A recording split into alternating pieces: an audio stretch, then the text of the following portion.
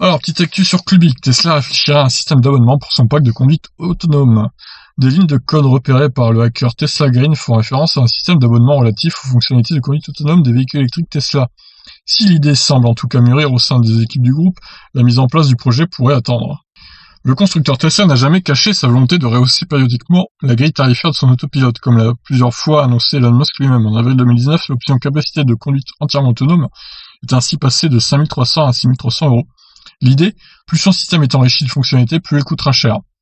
Mais le constructeur californien réfléchirait visiblement à un tout autre business model. En croire à la découverte publiée sur Twitter par le hacker Tesla Green, relayé par Electrek, le pirate a en effet fouillé dans le code de son véhicule Tesla et y a déniché des lignes liées à un système d'abonnement relatif à la conduite autonome. L'intéressé tient cependant à tempérer ses trouvailles.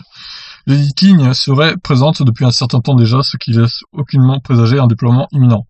En revanche, la firme d'outre-Atlantique semble séduite par ce projet qu'elle pourrait mettre en place à l'avenir. Toutefois, plusieurs interrogations demeurent. S'agirait-il d'un abonnement mensuel ou annuel? Quelles seraient les grilles tarifaires de là ou les formules?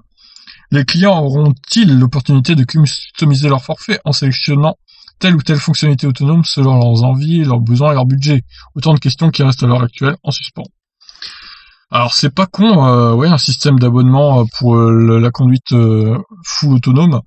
Après voilà, il faudrait voir le prix, si c'est un prix par mois, comme ils disent, ou un prix par an. Sachant que c'est vrai que l'option est quand même assez chère. On est passé à 6300 euros de tarif. Surtout pour nous en Europe, ça ne les vaut pas. Hein. Et pour l'instant, les 6300 euros, on en est loin à cause du bridage des lois. On peut pas utiliser pleinement le FSD en Europe. C'est clair qu'aux États-Unis, on peut bien plus l'utiliser pour le coup. Donc un abonnement, ce serait pas con. Par exemple à 30 $ par mois ou je sais pas. Après, au bout d'un moment, ça reviendra cher, je pense, hein, parce que on va dire 300 $ par an. Ah, remarque, il faudrait 10 ans pour faire 3000, 20 ans pour faire 6000. Ouais, je pense que ça serait plus cher que ça, malheureusement. On serait bien autour de 80-90 euros par mois, je pense, si ça se faisait.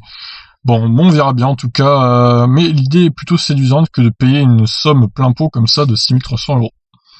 Qu'est-ce que vous en pensez, vous?